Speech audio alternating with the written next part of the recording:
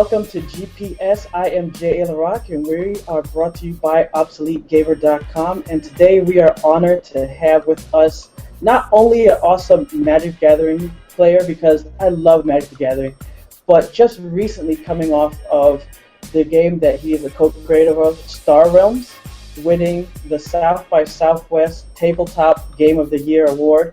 We're happy to be with the CEO of White Wizard Games, Rob Dougherty. Thank you for joining us. Hey guys. Yeah, you're welcome. Thanks for having me. What was it like? You know, I know that I was reading about South by Southwest Gaming and how they just added the tabletop category, and you guys won it along with 4 other awards for your Golden Geek Awards for board games. I mean, what was it like, you know, winning at South by Southwest? Oh, it was really awesome. I've been to various Game Award ceremonies over the years, you know, for different game projects I've been involved with, and this was by far the coolest one. South by Southwest is, you know, they're a big convention, and they really put on a good show. It basically felt like being at the Oscars or something. The presentation was fantastic, and like the competition that we were up against, a lot of amazing games came out last year. So just being nominated was very exciting, and then winning it, of course, was completely awesome. Thank you very much. This is awesome, although our game can't be played with a joystick. But when we made Star Realms, we set out to get a big gameplay experience in a little box at a small price point, and this really makes me feel like we did it. Thank you very much to South by Southwest, and a special thank you to all the Star Realms fans out there. You guys really make us feel loved, and we love the support you've been giving us. This is for you. Thank you, guys. Yeah, I mean, Will Wheaton doing the presentations and everything. Yeah. I watched the video you guys have up on the YouTube channel. You going up there. I mean, really, it did look like, you know, winning an Oscar. And like I said, the fact that they just add the category and you guys are the first winner, I mean, that's gotta be awesome. It's super exciting. And, Will Wheaton was really excited that they were adding tabletop in as a category, because last year they did the awards just for video games. And they're bringing in tabletop games as a category, and obviously people out there gaming. There's very few people who just play video games or just play tabletop games. You know, most of us play both. So it's really cool that they're broadening the category, and really exciting for us to have won it, especially given we were. Basically 2 guys in an office working on this game by ourselves for quite a while. So this was Darren Castle's original design concept, and then he and I did a ton of work on the game. I was lead development, but for the longest time it was just the 2 of us kicking it back and forth. So starting from there, and then ending up winning the Game of the Year versus all the biggest companies in the industry is that's pretty exciting. Well, I definitely want to talk about Star Realms, but I want to just start off with as far as your gaming background. As I mentioned in the beginning, you have the Magic the Gathering Hall of Fame, which is awesome. But when did it start for you as far as gaming? Like, what was your first dive into gaming? Oh, that was when I was a little kid. I started playing games like Risk and Axis and Allies when I was really young, and Dungeons and Dragons. Lots of different games like that. And ever since I was a kid, I was tweaking games and making my own versions. When I was around 12 years old, I'd make versions of board games, and I'd get my friends to play them with me. So playing games has been something I've been doing forever, and also designing games and working on game design is something I've been doing for a very long time. So wasn't quite as successful back then, but had fun. And like you said, gamers, a lot of times, if you're really into gaming, you're playing other things. I mean, I love comic books, I love board games, I love sci-fi, things like that. When did Magic the Gathering come into play? So, I was actually at the Gen Con where Magic first came out. I was there with a friend, and we were. He had a design concept for a tabletop war game, and we were basically getting people to try it out, sort of to sort of work on it and see what people thought of it. And I heard about Magic while I was there, and basically I heard that it was a game where you bought components and you played against people, and everyone could buy as many components as they wanted to and design their own deck and play. And that sounded terrible to me. It sounded like, okay, whoever spends the most money wins. So I thought, well, the company's brilliant. They've designed a game where people give them money, and whoever gives them the most gets to say they won, and people are playing it. So so good for them, but I'm never playing that game. And I got back from Gen Con, and a friend of mine who wrote game reviews said you got to try Magic.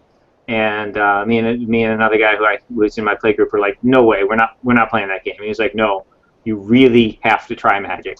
So we were like, okay, and we each went out and bought a starter deck and a couple booster packs, and built very primitive Magic decks and played them against each other. And sure enough, it was a ton of fun.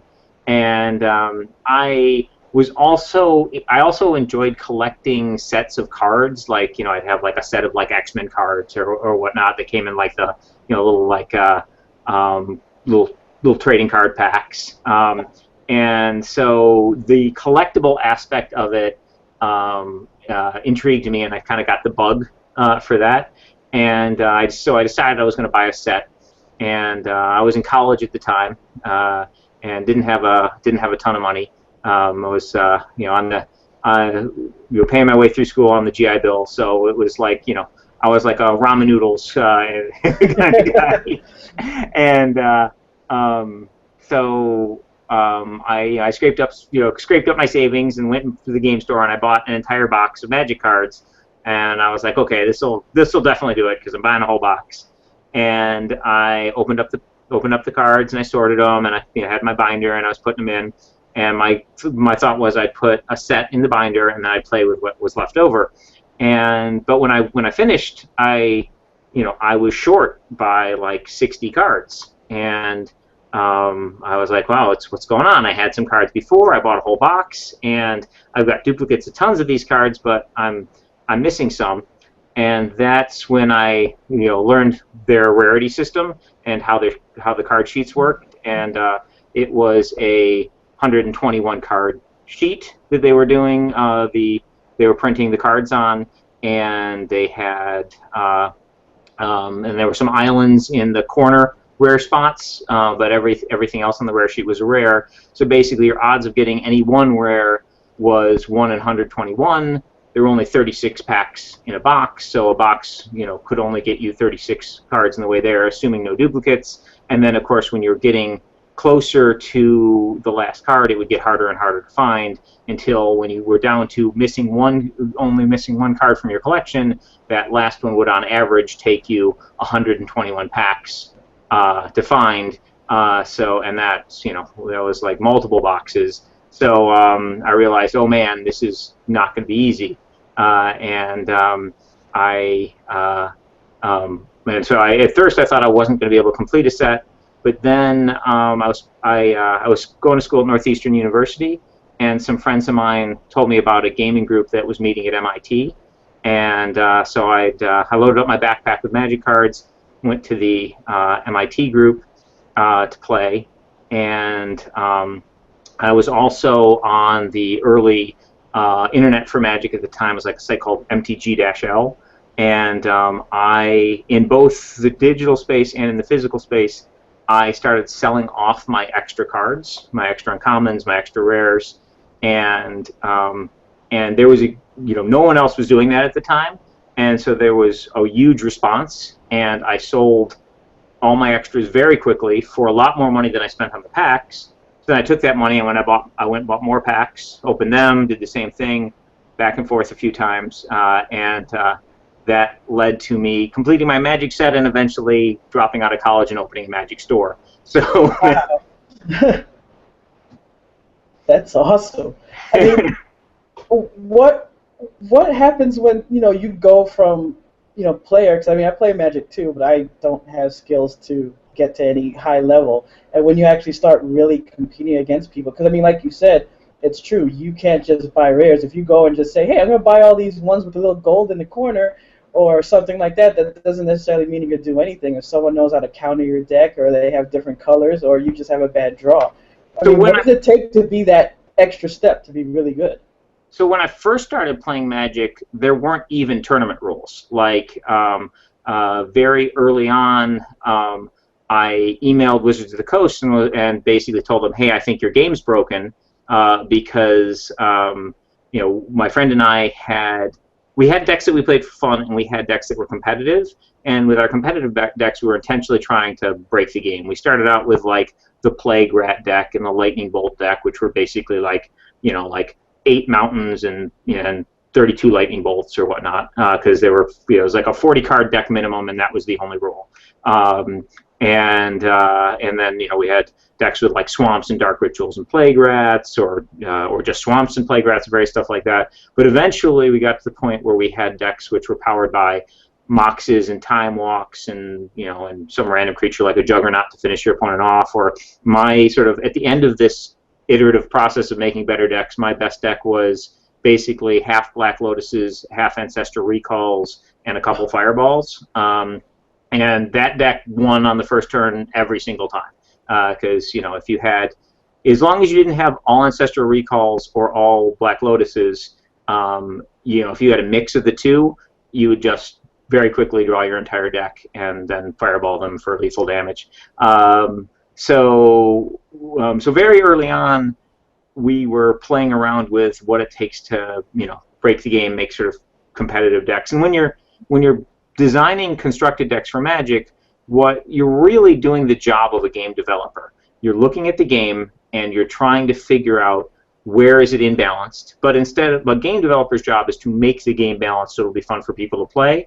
A competitive player's job is to take advantage of the imbalance in the game to make the game as unfair as possible and unfun as possible, so that you just win every time. You don't want a fair game when you're designing a constructed deck. You just want unfair advantage. And my time on the Magic Pro Tour, I never got a top 8 in a limited Pro Tour. I had a team. I had 4 constructed top 8s, a lot of constructed top 16s, and I had a team Pro Tour top 8. That was the team Pro Tour. However, was a lot more like constructed than limited in the way it worked. It was draft, but you had 6 people sitting around a table, and you were drafting decks live against each other. You saw the cards they took, they saw the cards you took, so you were kind of drafting your deck to specifically beat your opponent. So it felt a lot more like constructed to me. But at any rate, I was really good at sort of finding these loopholes in the game and designing decks that were really, really powerful. And so while I'm a good player, but my play skill isn't as good as some of the pros out there as far as like technical accuracy when playing, not making any play mistakes, etc. But I was a better deck designer than they were. So despite the fact that they had better technical play than I did, I could still win events because my deck was unfair. And that's when anybody's going into a big competitive event for a TCG, their goal is to make their deck unfair in their advantage. So you already back in the day were playing games from a very early age, and you were building levels, and then you went to Magic where you were finding ways to just crush your opponents. It already seems like you're already heading towards that future where you're going to, make more and more accomplishments. What was the step where you began, became CEO of White Wizard Games? So I knew that I wanted to try my hand at producing games. I really enjoyed making games, having my friends play them. And I had dropped out of. I had been an electrical engineering student at Northeastern University, but I dropped out to open a game store because the selling of the Magic cards was going so well, and and I knew, okay, I wanna make games. I made a sort of a test product. It's called double-sided tokens. There were at a certain point in the history of Magic, Wizards of the Coast had a program where they were supporting players playing in events by occasionally mailing them rewards. And the rewards they were mailing people were tokens. Like, you'd play in some events, and end of the quarter, you'd get an envelope from Wizards of the Coast. You open up, and there'd be like a squirrel token inside, or an angel token, or that sort of thing. So tokens weren't in packs. They were something that Wizards of the Coast mailed to you. And of course, you could use anything you wanted to represent a token. You could use, like, scraps of paper, or anything. But these official tokens, they were really cool. And people really liked playing with them, and so the secondary value of them was absurd. Like, I would have, in my case, I'd have like a squirrel token for $5, because people would get their tokens and they'd sell them to me, and I'd resell them to other people, and supply and demand, they just were like more as or more expensive than a booster pack for a single token. And so I was like, well, things like squirrels are not trademarked, so I basically hired some magic artists and some local artists, and I had art done up, and I contacted some I went online and I found some printers and found a graphic designer, and basically learned the process of, okay, how do I go from a concept to producing something. And I made this double-sided token product, and it did fine. It made a small amount of money. It was slightly profitable, but more importantly, it sort of taught me the steps of production, so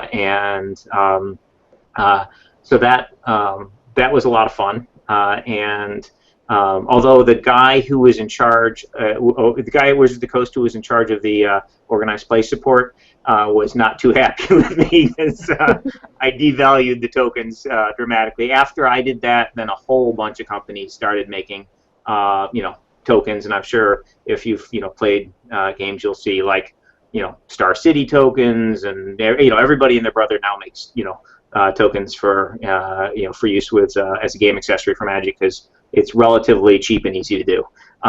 So I basically had learned that process, and then from there, there were some game ideas I wanted to do. So I teamed up with a friend of mine who was a customer at my game store, and he played on my Magic team. His name is Chad Ellis, and he was a graduate from Harvard Business School, and really smart, really savvy. And he was interested in doing games as well. So we produced, we worked on games together. We made a board game that he designed called Succession. We made a tabletop war game, which I designed, called Battleground. We hired our friend Darwin Castle, who designed a game called Space Station Assault, and then later designed a game called Hill 218. And so we published a bunch of these games. Then I got to the point where I wanted to try my hand at a trading card game. This was not the type of game that Chad wanted to work on. He liked more the complete game in a box style game. So he continued working on those games, and I spun off and did a card game, a trading card game called Epic, and that game was a lot of fun, and for many high-level players, it was their favorite trading card game. They just loved the mechanics of it. However, while I had learned how to do the production end of things, and and was good at the game design, I had not yet mastered getting good artwork, good graphic design. So, unfortunately, the game was a little bit on the ugly side. But nevertheless, it did pretty well. And a friend of mine and Magic Pro Tour champion Justin Gary really liked the game. And I was running a tournament of the game in Florida, and I rented a house down there for while I was running the event. And Justin came out to hang out with me, and we worked on. And he was playing in the event. And when we were done, when we were done with the event, we went back to the house and worked on game design concepts. And from that get together, we came up with Justin's Ascension deck building game. And so he came up. He was going over game concepts and basically had the concept for Ascension. And I was like, well, that one's awesome. You should totally make that. But he didn't have. He had lots of experience working in big game companies, but no experience self-producing. So he wanted to partner with me on it, and that sounded good to me. So we worked on that, and together we produced the Ascension deck building game, which was very popular, and we did quite well. And we worked on that for a couple of years, and then my friend Darwin Castle, who's also a Hall of Fame Magic player, he had dabbled a little bit in the game industry, but was looking to get a more serious job as a game designer developer. And he had done some interviews, and he wasn't getting traction. It's a tough area to get a job in. And so I suggested to him, hey, you should design a game, and then you can show that around. Maybe you can sell it to somebody, and it gives them an idea of what kind of design you're capable of. And so he thought that was a good idea. So he started designing a deck building game, and that was the birth of Star Realms. And basically, he had an early design of it, showed it around at a couple places. Still didn't get traction with it. And so we were like, let's work on it together, refine it a little bit. And so we did some development on it.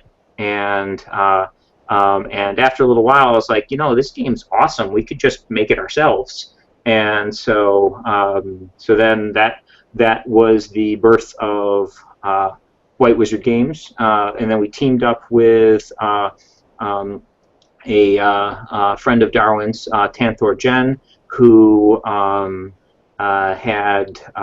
he's a programmer. He had done the initial. I don't know if you ever heard of Apprentice from Magic back in the day, but he had done Apprentice, and so we teamed up with him. He was doing the digital. We were working on the physical end of it.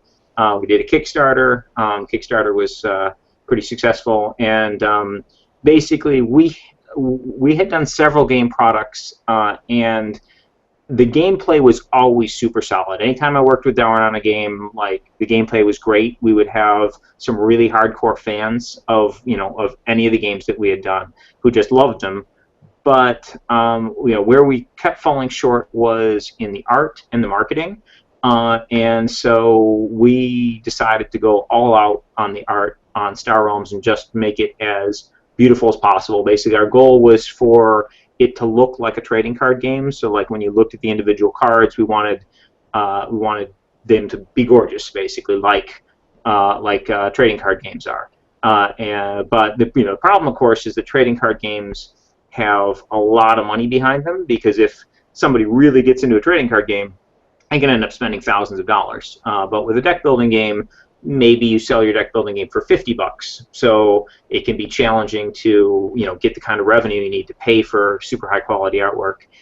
To make matters even worse on the math, I really wanted to package this game in a small box, like the kind of box a Magic player could carry around with them in their pocket or in their deck or in their long white box, and doing that, I wanted to get the price point at $15. Basically, under 20 was my initial goal, but 15 was the the number we ended up settling on, and and you have to sell a lot of games at $15 to be able to afford a realistic art budget. So this is where Kickstarter really helped out, because we were able to take our concept and some initial art that we had paid for ourselves, bring it to Kickstarter, and say, hey, this is what we want to do, and Kickstarter stepped up, and we got we got funding, and off we went.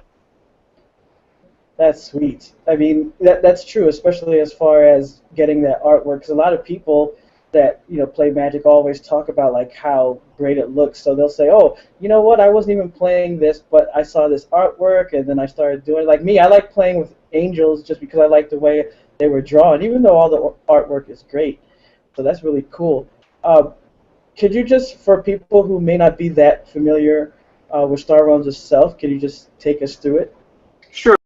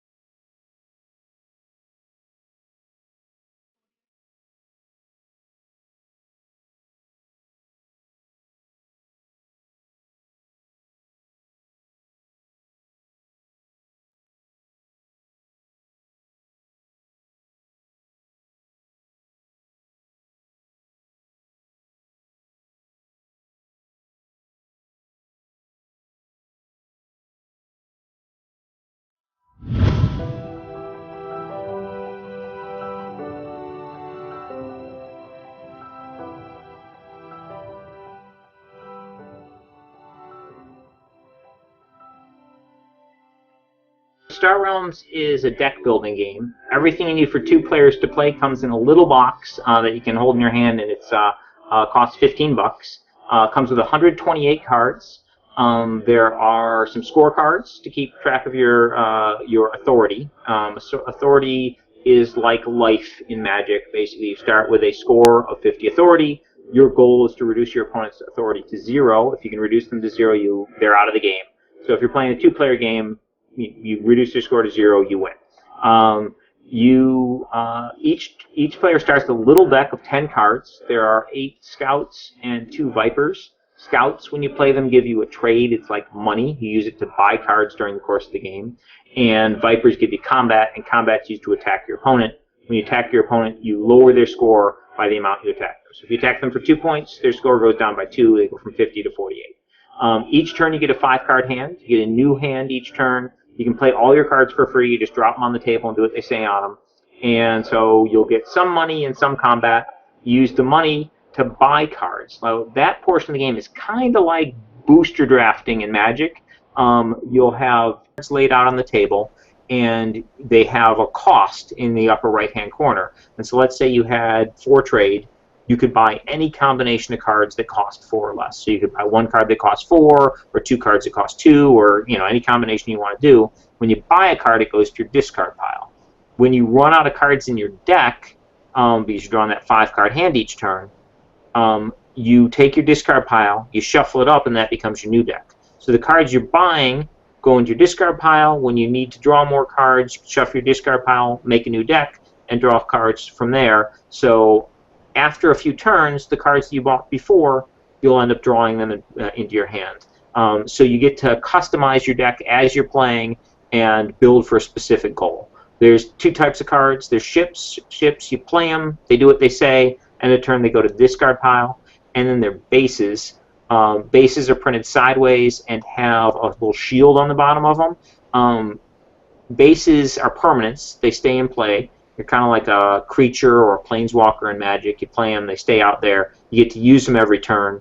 Your opponent can decide to attack your bases if they want to. They can use their combat to attack one of your bases. If they can do damage equal to the base's shield in a single turn, it will destroy the base, and the base will go to your discard pile. So you can draw it again later, but it takes it out of commission for a while. So you end up with tactics where you're deciding, do I attack my opponent? Do I attack their bases? Which of their bases do I attack? And long-term strategies where you're trying to decide what kind of deck you're trying to build and making your purchase decisions based on that. And now you can play the game on PC, on Mac, and on phones. What was the challenge in getting it cross-platform like that?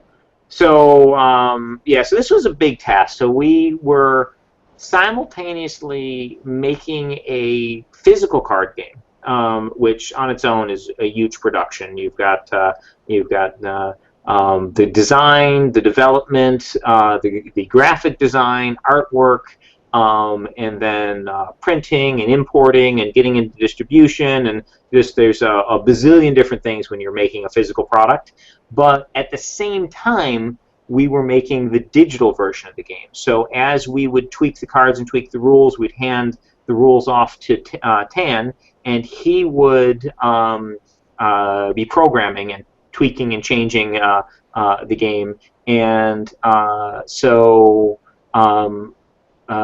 one of the big advantages we had was he was using the Unity software, which allows you to basically simultaneously design code for these multiple device types. And obviously, there's separate debugging that you have to do for each one. But so the base code was usable across the platforms. So we would basically choose a platform, and we would work exclusively on that for a little while and get the gameplay the way we want it to be, and then we'd update all the other platforms and play those, and not get the bugs out of those as well.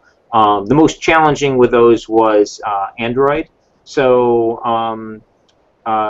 there's a lot of different device types for Android, like it's sort of open source basically, and so with like an iOS device, you can test on the iPhone and the iPad, and maybe an iPad Mini, and if you try it on all those and it works, you're good to go. But with Android, you can there's bazillion different phone types and tablet types, and you can have it working on every single one you try, and then release it into the Google Play Store, and then somebody with some device type you hadn't used yet will say, yeah, my screen freezes up on me, and you have to track down that particular bug. So it's impossible to fully test out the Android. So that made things a little more challenging. But yeah, it was a lot of fun. We designed a whole bunch of new content for the digital game. There's the campaign that exists only in digital, where you can play against different missions. And with the digital game, it's a free download. So you can download the game and you can play versus the Easy AI, and you can play a 6-mission campaign, all free. And you can play on any of these device types. So you can really try the game out and see if you like it without spending anything. And if you do like it, you can spend $5 and upgrade, and then you can play on medium and hard AI modes, and you get another campaign chapter, and you can play the entire campaign again on hard mode, which is super challenging. So there's just a ton of play there, and if you spend that $5, you get the upgrade on all your device types. So you can pay $5 for the game on your PC, and then upgrade on your phone for free, and upgrade on your tablet for free, or your Mac for free. So it's you only have to buy the upgrade once. That's pretty cool. Overall, we've seen as far as board games itself, it's not as if they ever went away. I mean, there's a lot of great board games, card games out there that people are playing, but it seems like over the last couple of years there was like a surge of people playing it. Like it really got popular where you're seeing like cafes, you're seeing like web streams, you're seeing websites dedicated just to the tabletop aspect. With so much saturation of video games, what would you say in your opinion, creating games, playing tabletop games. What do you think it was that has got, not only gamers of the past but brand new gamers to get into tabletop gaming? Well, I think that the fact that I think we're pulling some people in from digital. So the tablets like iPads and the equivalent are perfect devices for playing board games. Like digital adaptations of board games are really fun and beautiful on on that format. So you've got to have people who've been playing the physical games all along, but add to that people who are discovering the board games through the digital version of them because they download it on their on their phone or their tablet or their PC, and so there has been an explosion of digital translations of existing board games, and I think that has sort of widened, broadened the base of board game players, because you try it out, you learn the rules, you try it out on the digital version, and then you're much more likely to go out and buy the physical version, so you can sit down across the kitchen table, or if you're in a board gaming cafe or something, and you see the game on the shelf, oh, I already know how to play that one. You can grab that and sit down and play the physical version. So I think there's some crossover there between the digital and the physical. And I've certainly seen that with both Ascension and Star Realms. All right, so before we let you go, I decided that since you guys won the first annual award for tabletop games, I'm going to create a brand new mini segment. It's 10 questions related to gaming. Pretty simple, but we like to get different people's ideas and feelings on different things. So just going to hit you with these 10, whatever comes to mind, just give us the answer. Sure. What is your favorite male character in a game that you've played? Probably Guruk from Magic the Gathering, because I like the beatdown. Ah, okay. And what about female? What favorite female character from any game? Board game, video game?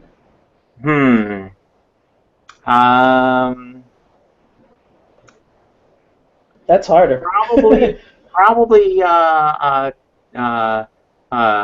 believe it's pronounced Chandra, the Fire Mage. Yes. From Magic, because I like the red green. So.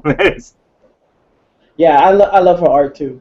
I mean, she looks like she's gonna burn you up. Exactly.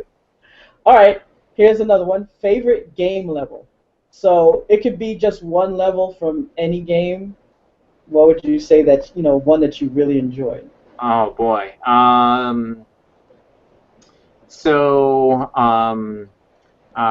was a fan of the Sonic games from many years ago. So there was a bunch of those that I liked quite a bit, and and also the Pikmin game for the GameCube. The original Pikmin. I'd probably say it would probably have to be Pikmin. I enjoyed that one a ton, and I'm trying to remember the names of the various levels, but the one where there was you had to deal with water. There was desert and water, and you had to cross fire. There was all these different challenges you need to get different Pikmin types for, but I can't remember the name of the level. I'm sure somebody will be someone that's a super fan, they'll be able to name it. I know, if it was Sonic, I'd probably be able to name almost any level, because I love the Sonic series myself. All right, so if you could visit any video game world, which would you like to visit?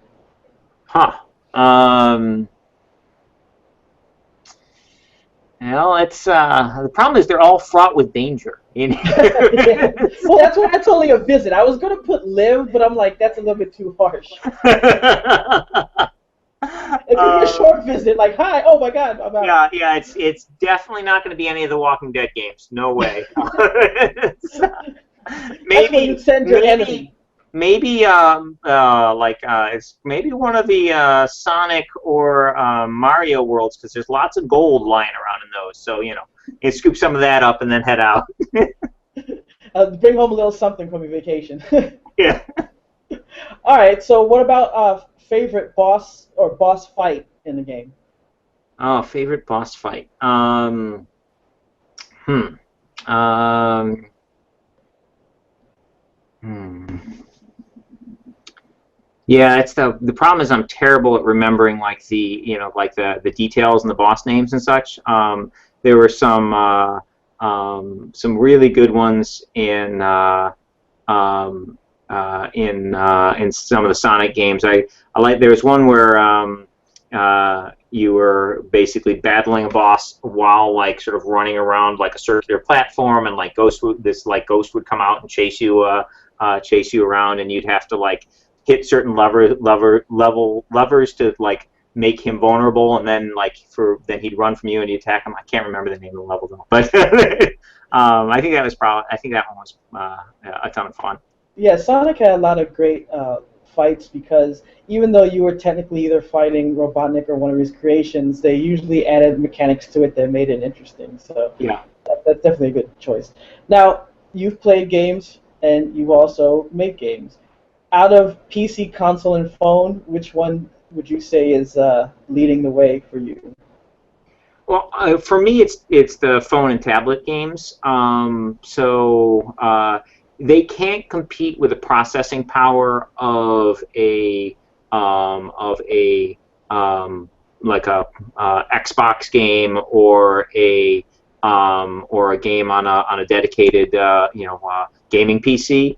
But the convenience of them, like the fact that like you have this gaming system in your pocket, and you can be like on the subway, and you can pull out a gaming system that has like as many games as you wanted to put on it, and and play games play games there. Just the convenience of phone and tablet gaming is awesome, and I'm a big fan of the turn-based games. I like action games, but I really love the games where you can sort of think and take your turn, and there's a lot of like board games and card games that have made their way to phone and tablet, that are so you can get that sort of play experience anytime you want, like Star Realms.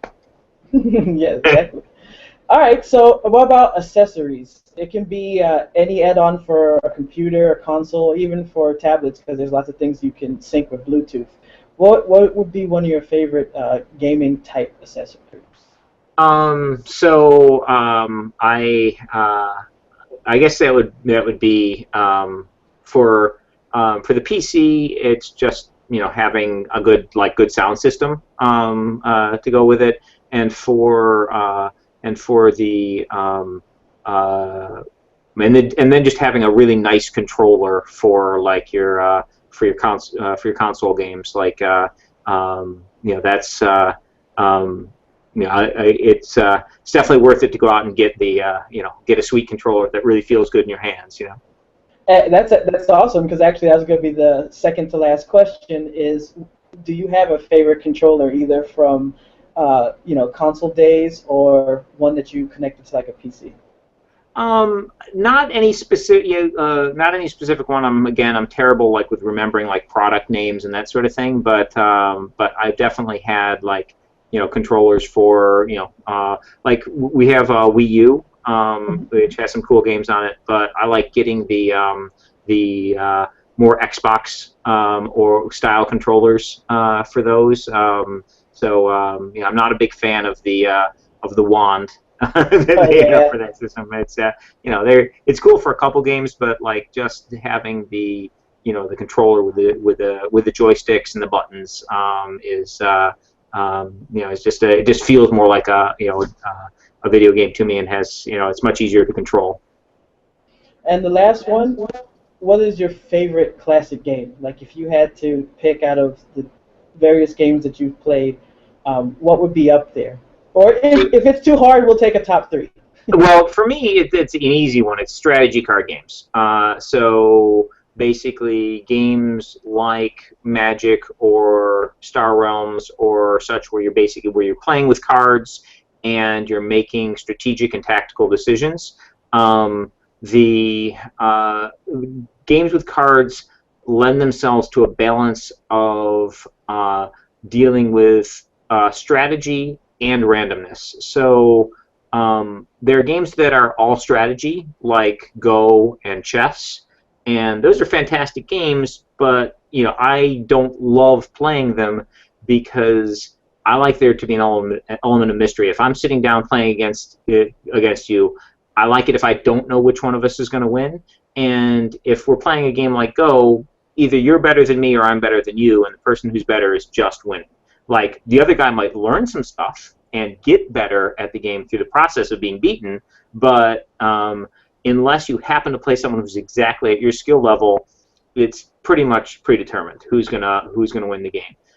So it's playing is more of a learning experience. Whereas with a game like Magic, I can be way better than you and have a better deck, but I might not draw my cards in the right order, and I might, and I could be in trouble. And so while you're playing, you have to think about the various possibilities that could come up, and and basically you're playing for your outs. You're trying to figure out, okay, what's the